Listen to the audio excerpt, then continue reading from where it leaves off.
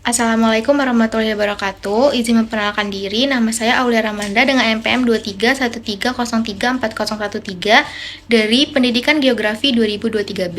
Di sini saya akan menjelaskan beberapa materi tentang filsafat geografi.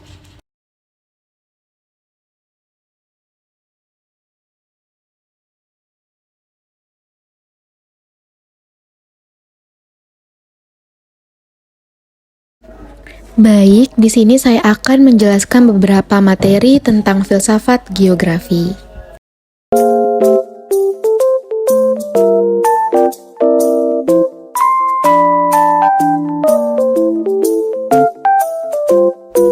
Sebelumnya, udah pada tahu belum sih filsafat itu apa? Filsafat itu berasal dari bahasa Yunani yang berarti cinta akan hikmat, yaitu metodologi yang mengkaji pertanyaan-pertanyaan umum dan asasi. Misalnya pertanyaan-pertanyaan tentang eksistensi, penalaran, nilai-nilai luhur, akal budi, dan bahasa. Aspek filsafat itu ada 3. Yang pertama ada ontologi, yang kedua ada epistemologi, dan yang terakhir ada aksiologi. Ontologi itu apa sih? Ontologi itu berasal dari bahasa Yunani, yaitu ontos atau ada dan logos ilmu. Jadi, ontologi itu adalah ilmu tentang yang ada. Menurut istilah, ontologi itu ilmu yang membahas tentang hakikat yang ada. Lalu, contoh-contoh ontologi sebagai berikut.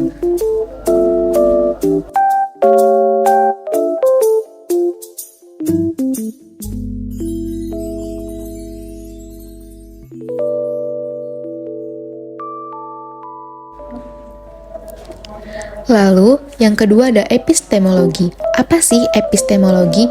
Epistemologi juga berasal dari bahasa Yunani, yaitu episteme yang berarti pengetahuan dan logos berarti ilmu, ulasan atau teori. Jadi, epistemologi artinya cabang filsafat yang berkaitan dengan sifat, asal, karakter.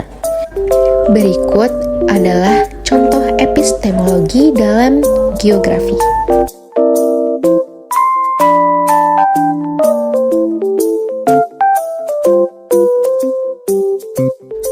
Lalu yang terakhir ada aksiologi. Aksiologi itu berasal dari bahasa Yunani juga, aksio yang berarti nilai dan logos yang berarti ilmu atau teori. Jadi, aksiologi adalah teori tentang nilai. Teori tentang nilai dalam filsafat mengacu kepada permasalahan etika dan estetika. Berikut adalah contoh aksiologi dalam pembelajaran geografi.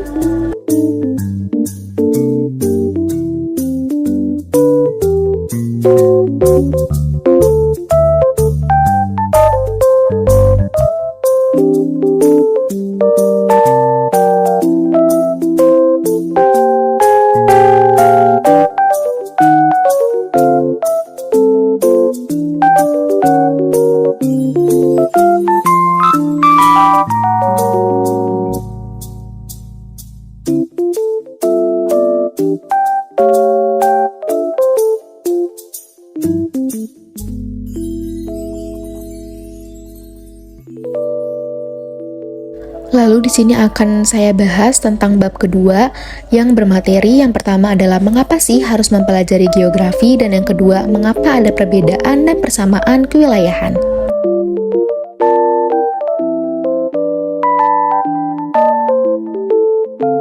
Berikut adalah penjelasan mengapa harus mempelajari geografi. Geografi adalah subjek penting untuk dipelajari karena membantu kita memahami dunia tempat kita tinggal. Ini adalah studi tentang fitur fisik bumi, lingkungan, dan manusia, dan bagaimana mereka berinteraksi satu sama lain.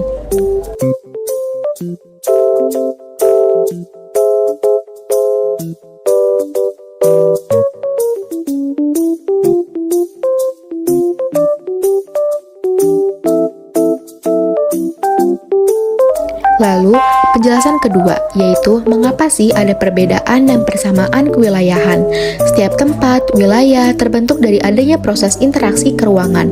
Yang pertama ada faktor fisis, yang kedua ada faktor manusia, dan yang ketiga adalah faktor fisis manusia.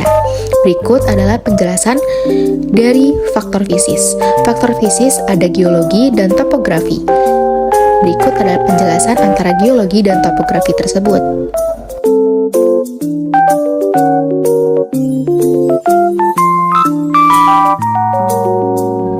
Yang kedua ada faktor manusia, itu diikuti oleh budaya dan ekonomi. Berikut adalah penjelasan dari kedua hal tersebut.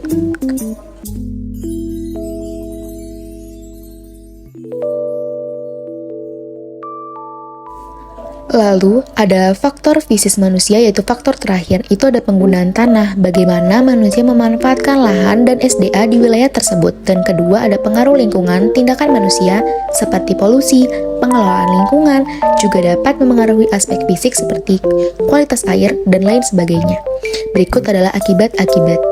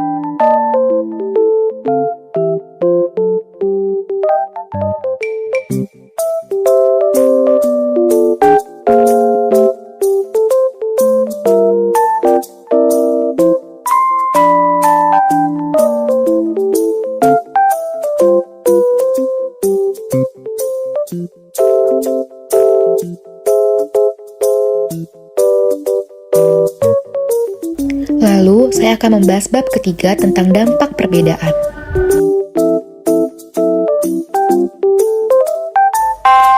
Terjadi interaksi interdependensi spasial. Interaksi spasial adalah interaksi antara satu tempat dengan tempat lainnya yang mengarah pada pergerakan orang, barang, dan informasi dari suatu tempat ke tempat yang lain.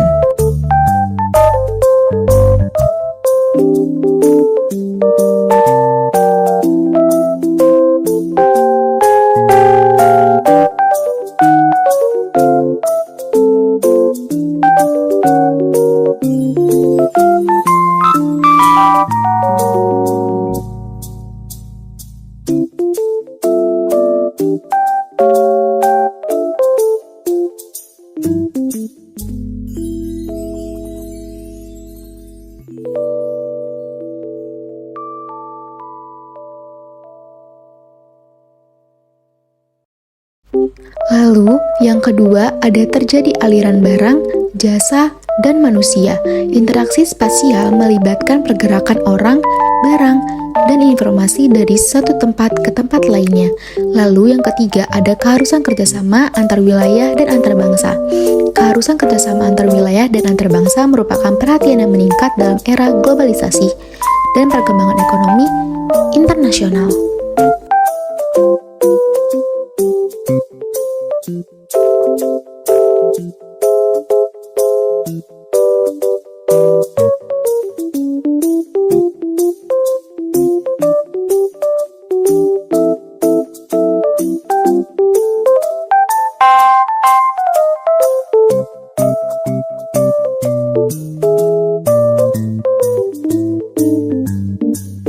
Lalu, materi kedua ada kondisi Indonesia.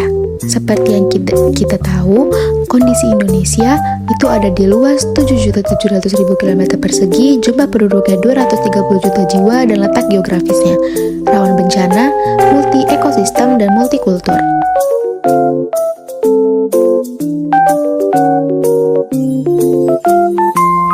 Letak geografis Indonesia terletak di antara dua samudra, Samudra Pasifik dan Samudra Hindia, dan dua benua, benua Asia dan benua Australia.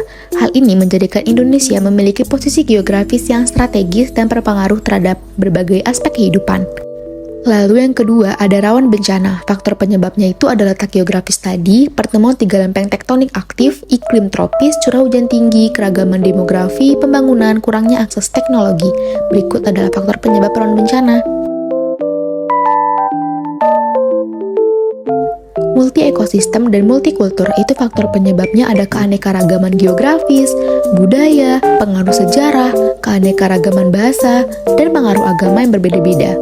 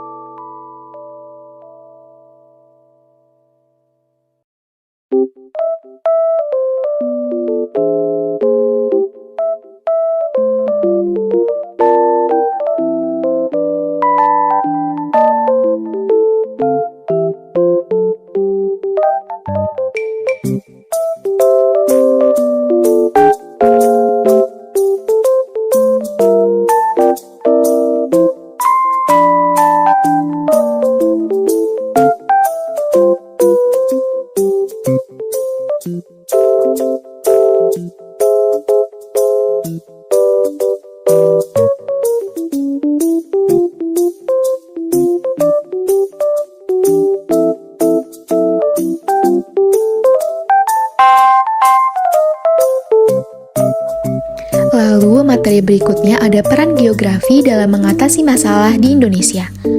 Yang pertama adalah mitigasi bencana. Berikut adalah beberapa peran geografi dalam mengatasi mitigasi bencana, yaitu yang pertama, memahami spasial dan ekologisnya. Geografi membantu dan memahami spasial dan ekologis lingkungan seperti iklim, morfologi, dan kependudukan yang memengaruhi pola dan intensitas bencana. Yang kedua, ada penanganan masalah kependudukan. Peran geografinya itu yang pertama adalah menganalisis pola dan distribusi kependudukan.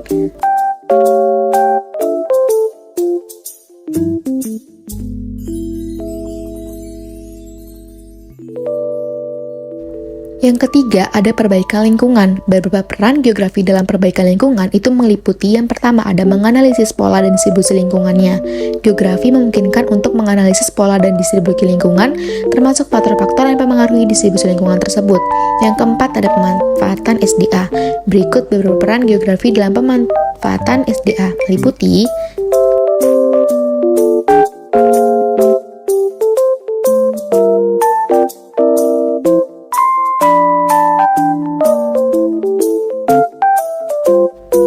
Yang kelima, ada penanganan kemiskinan dan perluasan KK.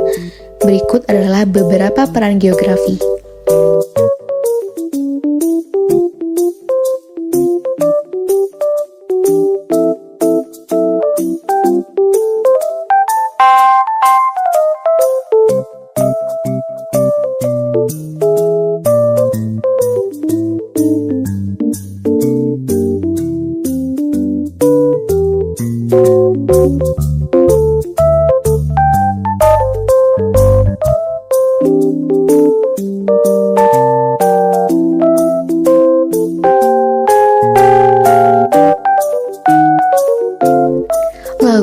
adalah bab terakhir yang membahas materi. Yang pertama adalah materi prinsip-prinsip geografi.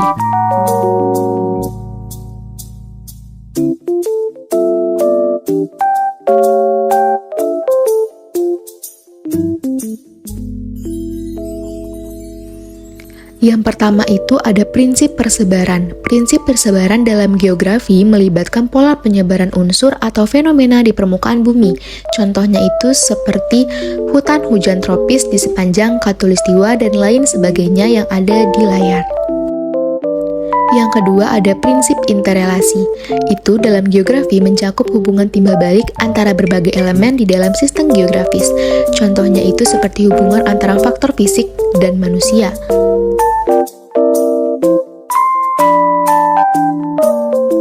Yang ketiga ada prinsip deskripsi. Dalam geografi melibatkan penjelasan rinci mengenai karakteristik suatu wilayah atau fenomena geografis. Contohnya itu deskripsi topografi suatu daerah termasuk relief. Yang keempat ada prinsip korologi. Dalam geografi mencakup kajian mengenai distribusi spasial dan hubungan antara unsur-unsur geografis. Contohnya adalah analisis pola distribusi flora dan fauna di suatu wilayah, atau penelitian mengenai sebaran gejala alam seperti gempa bumi. Yang materi selanjutnya ada 10 konsep geografi.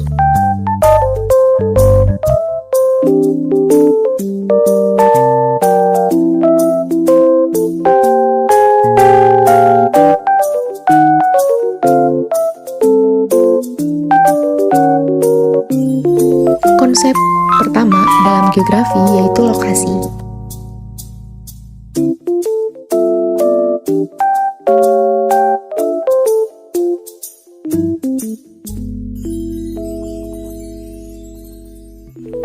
Yang kedua ada interaksi manusia dan lingkungan.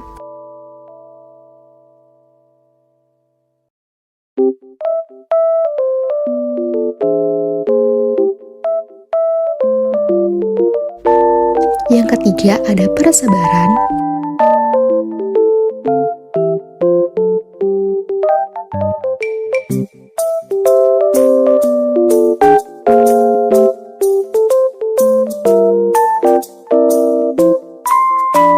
Yang keempat ada keruangan.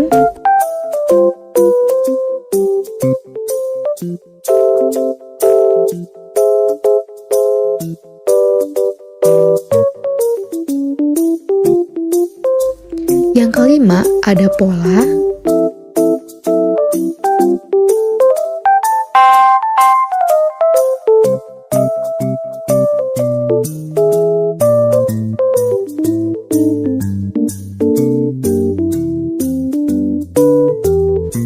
Yang keenam ada dinamika.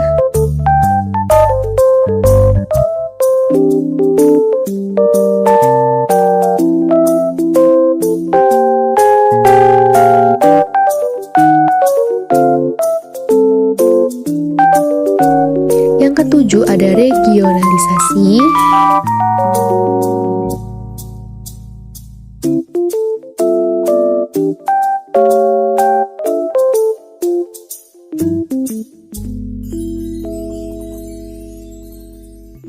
Yang kedelapan ada globalisasi.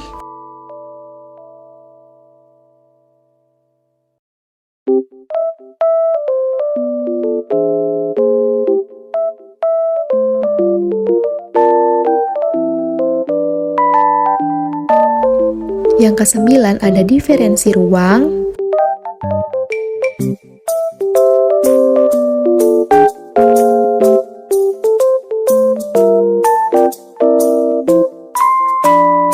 Dan yang terakhir ada sistem.